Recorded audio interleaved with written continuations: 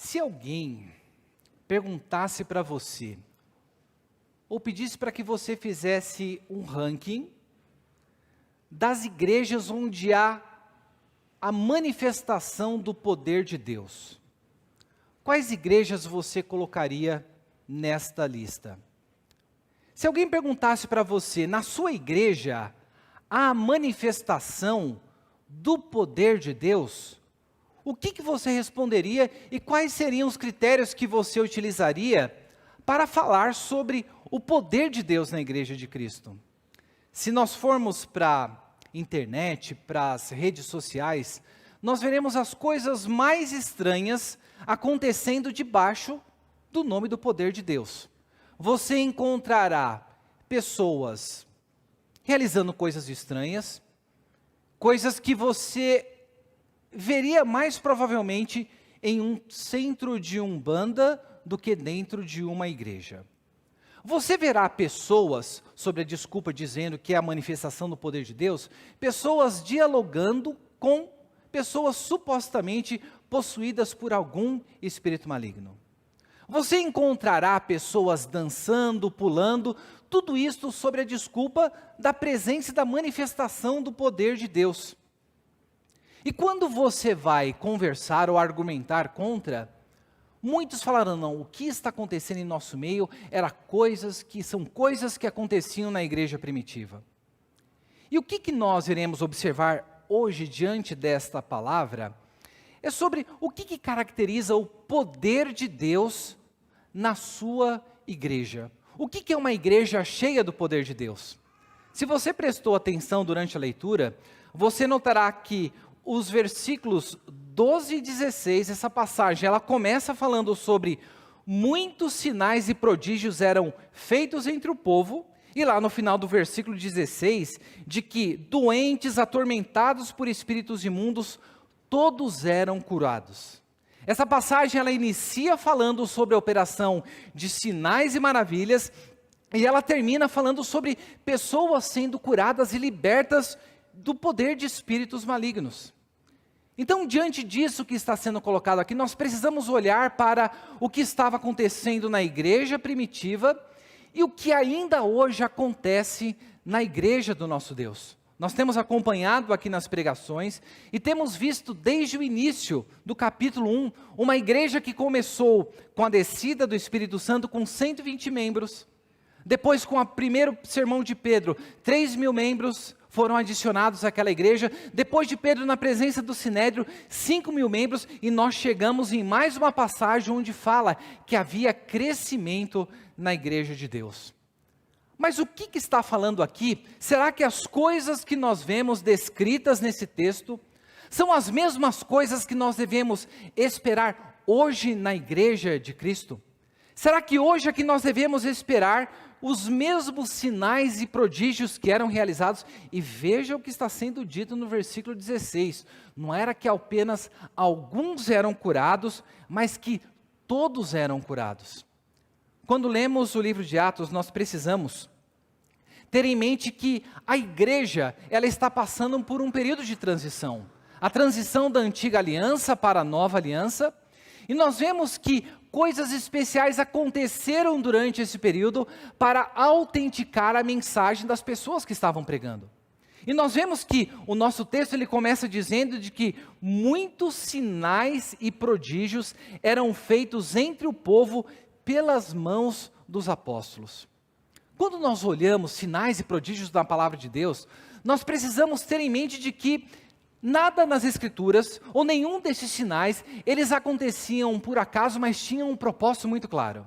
Se você já leu, por exemplo, o Evangelho de João, você verá que no final do seu Evangelho, João vai dizer que muitos sinais foram realizados por Jesus, mas os que foram registrados ali por João, foram registrados para que as pessoas crescem que ele era o Cristo, o Filho de Deus, e crendo tivesse vida no nome dele.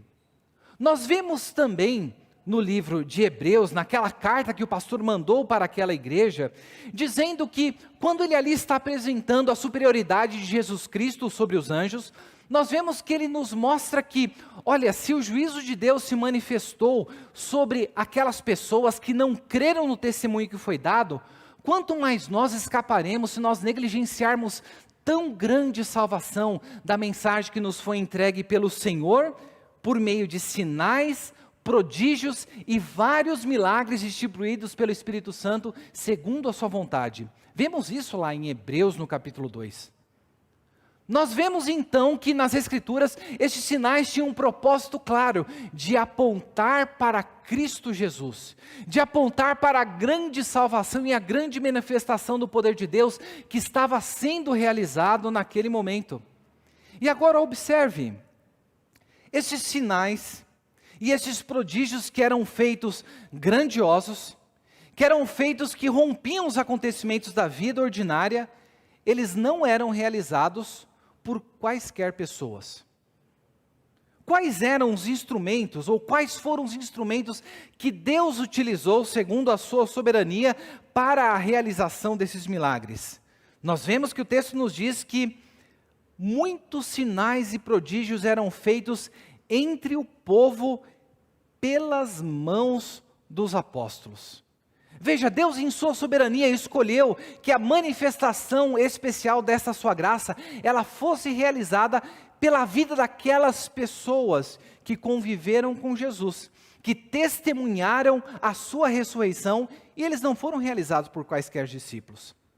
Isso é muito importante, porque quando nós olhamos para o livro de Atos, lá no capítulo 1, quando eles estavam escolhendo aquele que substituiria Judas, a escolha foi por Matias, nós vemos que um dos critérios para o apóstolo é que essa pessoa tivesse testemunhado a ressurreição de Cristo Jesus, que tivesse andado com Cristo Jesus.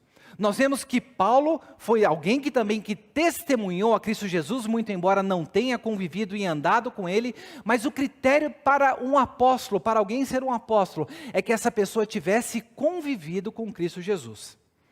Agora observe só, olhe para os meios de comunicação. Quantas pessoas hoje se intitulam de apóstolo isso e apóstolo aquilo? Segundo a palavra de Deus, os apóstolos foram somente aqueles que conviveram com Cristo Jesus. E as únicas pessoas para quem foi concedido este dom de realizar esses atos grandiosos, estes sinais e prodígios, foram estes homens de Deus. Diante disso, nós precisamos ter em mente de que não existem mais apóstolos nos dias de hoje.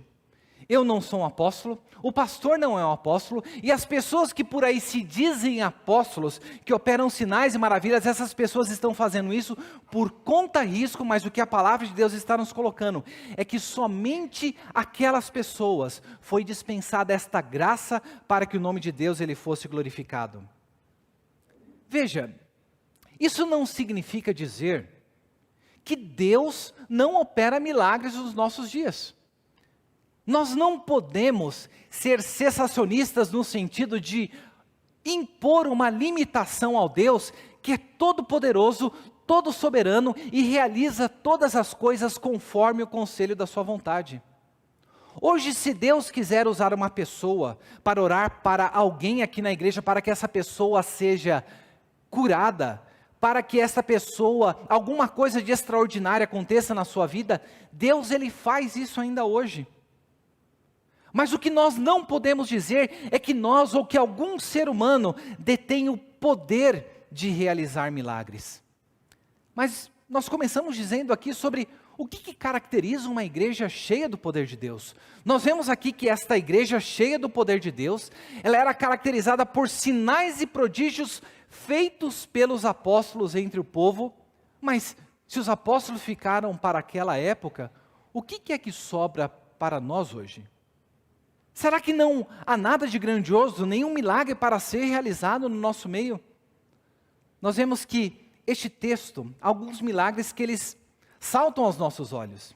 Imagine só, se você conhecesse alguém que fosse um paralítico, e essa pessoa fosse curada, você a visse andar, como aconteceu no milagre nos capítulos anteriores, quando Pedro dirige a palavra àquele paralítico, eu tenho certeza que você se espantaria. Se você visse alguém cego sendo curado, aquilo traria uma grande impressão sobre você. Mas algumas coisas grandiosas, que só acontecem pelo poder, e isso é um milagre atuado pelo próprio Deus, que muitas vezes elas estão diante dos nossos olhos e nós somos incapazes de percebê-la. E ela está presente aqui neste versículo, porque nos é dito que muitos sinais e prodígios eram feitos entre o povo pela mão dos apóstolos, e todos costumavam se reunir de comum acordo no pórtico de Salomão. Sabe, nesse trecho da palavra de Deus, que nós podemos ver e afirmar diante do que está dentro de nós, que caracteriza uma igreja que ela é cheia do poder de Deus. Uma igreja que ela é cheia do poder de Deus, ela é uma igreja que ela é marcada pela unidade do corpo de Cristo. Veja, e onde é que está sendo dito algo sobre unidade aqui nesse texto? Lembre-se, nesse período, o povo de Deus, eles não se reuniam como nós em um templo, e nós vemos que eles estão se ajuntando no local onde os judeus iam para cultuar no templo de Jerusalém, e eles estavam em uma região ali específica onde é dito que eles de comum acordo estavam reunidos no pórtico de Salomão. Você vai encontrar uma referência a esse local no templo também, lá em João 10, quando os judeus chegam para Jesus perguntando para ele, se tu és o Cristo, dize-o abertamente, e Jesus Cristo estava ali caminhando no pórtico de Salomão. O pórtico nada mais é do que uma área coberta, sustentada por colunas, que é colocada na frente de um edifício de um templo. E o templo de Jerusalém, ele tinha diversas dessas regiões. E ali os crentes, eles estavam reunidos, e algo de precioso é dito, e que muitas vezes passa desapercebido aos nossos olhos, que é dito que todos costumavam se reunir de comum acordo no pórtico de Salomão. Aquela igreja que nós vemos nos capítulos anteriores, se há algo que nós podemos dizer que caracterizava aquela igreja e que era um testemunho para os que estavam de fora, é que eles serviam a Deus com uma vida que ela era marcada pela unidade. No capítulo 4, no versículo 32, nós vemos que da multidão dos que creram, era o coração e a alma. O coração e a alma daqueles que creram. E destes aqui que estavam se reunidos, eles estavam reunidos de comum acordo. Quantas vezes nós paramos para olhar, e nós esperamos muitas vezes que o poder de Deus, ele se manifeste com essas ações poderosas que rompem a vida, o cotidiano, o ordinário, as leis da natureza, com milagres sobrenaturais, quando na verdade essa grande manifestação do poder de Deus, ela se manifesta em vidas de pessoas que foram transformadas, e essa transformação e este poder é manifestado pela unidade que existe dentro do povo de Deus. O que a palavra de Deus nos diz? Nós servimos a um só Senhor. Nós temos uma só fé, um só batismo, servimos a um só Deus, Pai de todos, que é sobre todos, age por todos e está em todos. É o que nós vemos lá em Efésios no capítulo 4. A unidade do povo de Deus é uma marca de uma igreja cheia do poder do Espírito Santo. E nós precisamos observar como que nós os encontramos diante da igreja de Cristo.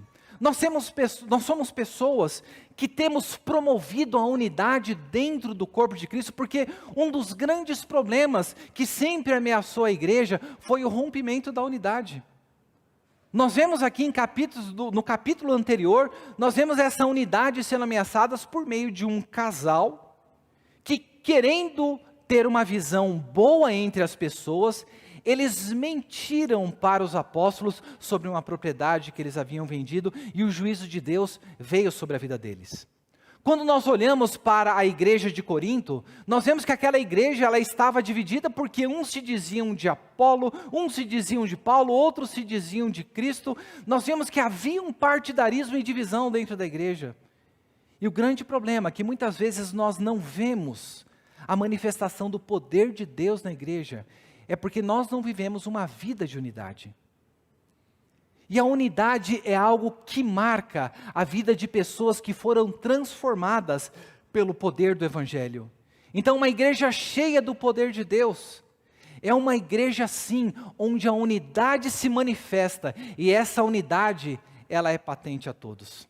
Mas o texto aqui, ele continua a nos dizer, falando que aquelas pessoas, aqueles sinais maravilhosos ali, eles aconteciam, eles estavam reunidos de comum acordo, mas o versículo 13 é dito da resposta que havia para os fatos que estavam acontecendo naquela igreja. Versículo 13 diz, mas dos restantes, ninguém ousava juntar-se a eles, porém o povo tinha grande admiração por eles. Não parece contraditório o que está sendo dito aqui? O texto está dizendo que dos restantes, ninguém se ousava a se juntar a eles, porém eles tinham grande admiração. O que nós notamos aqui, em segundo lugar, é que uma igreja que ela é cheia do poder de Deus, o poder de Deus, ele se manifesta e ele é caracterizado na igreja de Cristo por um crescimento orgânico. Porque o texto ele nos diz, na sequência, versículo 14, e aumentava sempre mais o número de crentes no Senhor, uma multidão de homens e mulheres.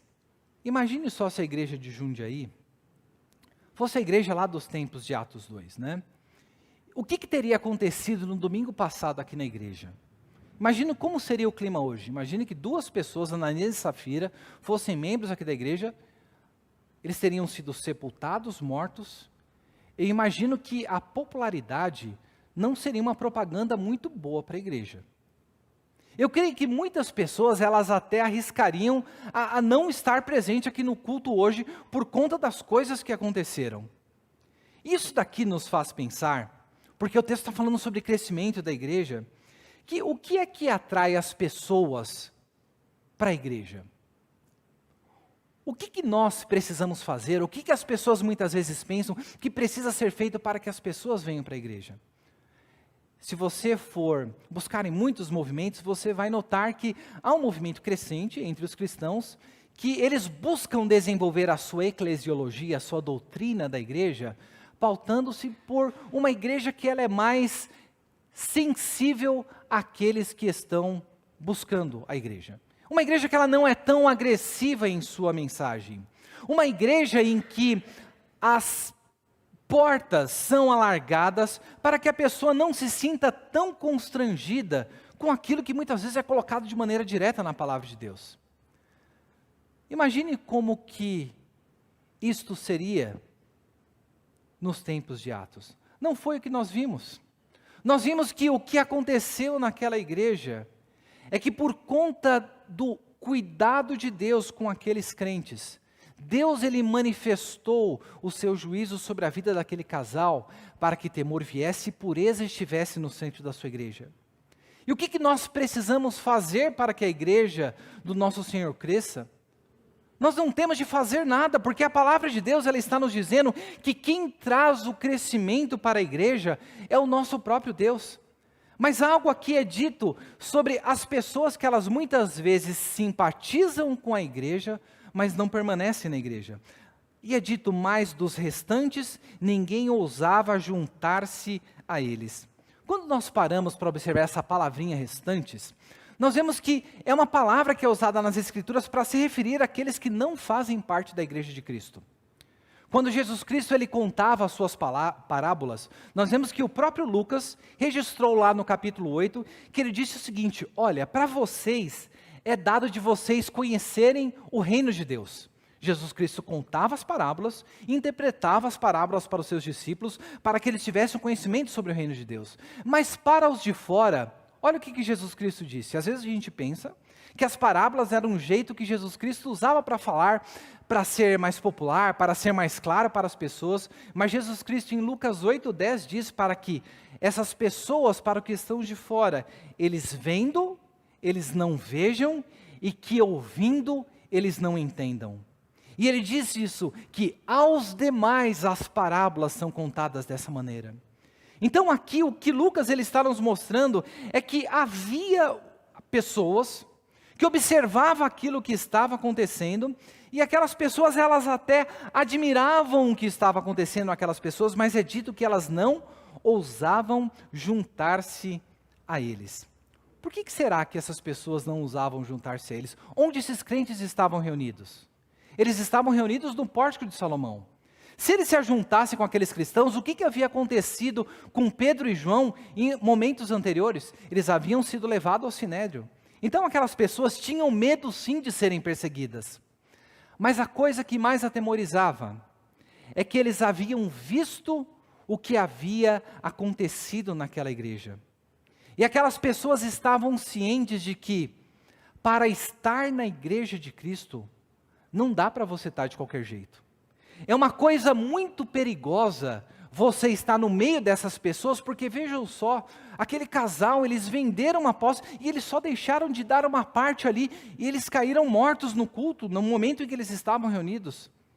Isso nos faz pensar sobre como que as pessoas, ou como que nós, temos levado em consideração a seriedade de sermos discípulos de Cristo Jesus. O próprio Jesus Cristo, ele quando conversava e ele falava com aqueles que estavam ao seu redor, ele coloca aqui, olha, aquele que quiser segui-lo, se ele não abrir mão de tudo, não é digno de ser seu discípulo. E ali contando, ele fala quem que é a pessoa que parte para fazer uma construção e antes não faz as contas para ver se ela não vai ter condições de realizar a construção completa a fim de que não fosse zombada. E quem é aquele rei que sai para batalhar que antes não verifica se tem condições de vencer essa guerra? Muitas vezes nós queremos facilitar a entrada das pessoas dentro da igreja, porque desejamos ver o crescimento. Mas o que a palavra de Deus ela está nos dizendo que é uma coisa muito séria você fazer parte da igreja de Cristo. Mas é uma coisa muito séria também você ser indiferente para estar juntos com a igreja de Cristo. Porque aqui a palavra de Deus está nos mostrando que aqueles que não fazem parte desse rebanho são considerados aqui como estes restantes, que eles têm uma admiração, eles veem coisas boas, mas eles não desejam se juntar. Hoje cada vez mais cresce entre os crentes, entre as pessoas que frequentam a igreja, melhor dizendo assim, o grupo daqueles que são chamados desigrejados. São pessoas que dizem que não veem a necessidade de fazer parte de uma igreja, não veem a necessidade de estar junto com outras pessoas para adorar ao Senhor, e se colocam nessa condição de que vivem a sua vida cristã com elas e Deus. Mas se nós verdadeiramente fazemos parte do corpo de Cristo, nós precisamos observar, será que nós fazemos parte destes restantes, que são simpatizantes, que gostam de desfrutar da alegria desta unidade, que gostam de desfrutar do cuidado que há dentro da casa de Cristo? Lembre do que acontecia na igreja, as pessoas compartilhavam dos seus bens para ajudar os seus irmãos. Havia alegria no coração quando eles se reuniam. E isso é uma coisa muito gostosa. Mas o verdadeiro compromisso, ele é evidenciado não por um simpatizar pela igreja de Cristo, mas por fazer parte. Porque uma igreja onde há o poder de Deus, é uma igreja que acontece um crescimento que não é um crescimento que ele é produzido por marketing. Não é um crescimento que é produzido por uma igreja que é seeker sensitive, uma igreja que é sensível àqueles que estão à busca de algo novo. Mas é uma igreja que ela é marcada por aquilo que nós vemos no versículo 14. E aumentava sempre mais o número de crentes no Senhor, uma multidão de homens e de mulheres. Não é interessante ver aqui o que está sendo dito? O que é que aumentava e o que é que crescia entre aqueles crentes? Pessoas que eram adicionadas a uma denominação? Não, aqui é apresentado que e aumentava sempre mais o número de crentes no Senhor. Eu tenho orgulho de fazer parte da igreja presbiteriana. Mas ser presbiteriano não é algo que me define diante de Deus. Eu tenho orgulho de ser brasileiro, a despeito de todas as coisas que nós vemos no nosso país. Eu tenho uma determinada orientação política. Eu tive o privilégio de ter uma boa formação em diferentes áreas, como diversas pessoas aqui. E muitas vezes nós achamos que a nossa identidade, ela está centrada na etnia, na nossa nacionalidade, no partido político, na nossa formação, ou na denominação que nós pertencemos. Falamos às vezes escutando, nós somos cristãos reformados. Não há nenhum problema em você ser orgulhoso, mas a nossa identidade que ela é apresentada, ela não é apresentada por nós termos sido adicionados a uma igreja, mas por nós termos sido adicionados a uma pessoa. Porque é o que é dito aqui, que crescia muito o nome das pessoas que elas eram adicionadas, crentes no Senhor. Aquilo que caracteriza a mim e a você é a pessoa a quem nós estamos unidos. E a pessoa a quem nós estamos unidos é a pessoa do nosso Salvador e do nosso Redentor Jesus Cristo. E quando a pureza, às vezes nós pensamos que quando fica apertado na igreja, quando acontece coisas como aconteceram com Ananias e Safira, as pessoas elas se afastarão da igreja. Quando um cuidado pela pureza dentro da igreja, ele é executado pelo Senhor, nós pensamos que isso assustará as pessoas, mas nós vemos que este é o meio que o próprio Deus usa para atrair os seus eleitos para a sua casa. E nós vemos aqui que é o próprio Senhor, não a nossa pregação, não a nossa oratória, não a maneira como nós vivemos, mas é o nosso Senhor que adiciona aqueles que são salvos à sua igreja. Uma igreja que ela é cheia do poder de Deus, é uma igreja que ela é marcada por um crescimento orgânico verdadeiro. É uma igreja marcada por um crescimento de pessoas que amam a Cristo Jesus. Não de pessoas que amam e querem propagar a sua denominação, mas por pessoas que estão sedentas de conhecer mais a Cristo Jesus e de tornar grandioso e de proclamar as virtudes deste Cristo para as pessoas que estão no mundo. Você faz parte de uma igreja cheia do poder de Deus? Eu posso dizer que a nossa igreja é uma igreja cheia do poder de Deus. Porque esta igreja não é nossa. Essa igreja é a igreja de Cristo. E na igreja de Cristo, ela é uma igreja por estarmos unidos a Cristo Jesus, é uma igreja marcada pela unidade, mas é uma igreja também que ela é marcada pelo crescimento de pessoas, de um crescimento orgânico, de pessoas que estão unidas a Cristo Jesus. E o nosso texto, ele continua aqui a falar e relatar coisas grandiosas que aconteciam naquela igreja, e que nós vemos que é a terceira característica de uma igreja cheia do poder de Deus. A primeira, unidade. A segunda, o crescimento orgânico. E em terceiro lugar, uma igreja cheia do poder de Deus é uma igreja onde acontece transformação radical de vidas. Veja o que o versículo 15 nos diz. Ao ponto de levarem os enfermos até pelas ruas e os colocarem sobre os leitos e macas, para que ao passar Pedro, ao menos a sua sombra se projetasse sobre alguns deles. Observe só, aquelas pessoas elas estavam tão impactadas pela mensagem que havia sido proclamada, que aquelas pessoas elas acreditavam que até mesmo a sombra de Pedro poderia curar. O texto não está dizendo que a sombra de Pedro curava. Mas a palavra de Deus, nós vemos que em alguns versículos antes, Pedro mesmo quando estava pregando no capítulo 3, no versículo 16, volte lá uma página na sua Bíblia e observa o que ele nos diz, a partir do versículo 15, quando ele está pregando: vocês mataram o autor da vida, a quem Deus ressuscitou dentre os mortos, de que nós somos testemunhas. 3,16, pela fé no nome de Jesus, é que este mesmo nome fortaleceu a este homem que vocês estão vendo e bem conhecem. Sim, a fé que vem por meio de Jesus deu a este homem a saúde perfeita na presença de todos vocês. Aquelas pessoas foram impactadas por esta palavra. Uma palavra evidenciando que a fé no nome de Jesus trouxe saúde perfeita àquele homem.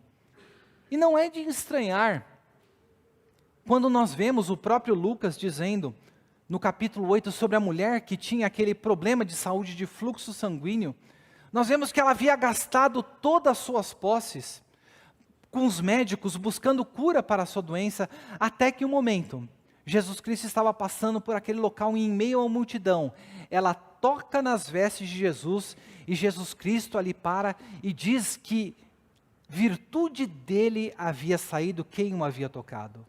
Não é que as vestes de Jesus tinham algum poder miraculoso, mas aquela mulher foi até Cristo, crendo que havia nele poder para a solução do seu problema. Mais adiante, no capítulo 19, nós veremos que Paulo, algo muito estranho vai acontecer.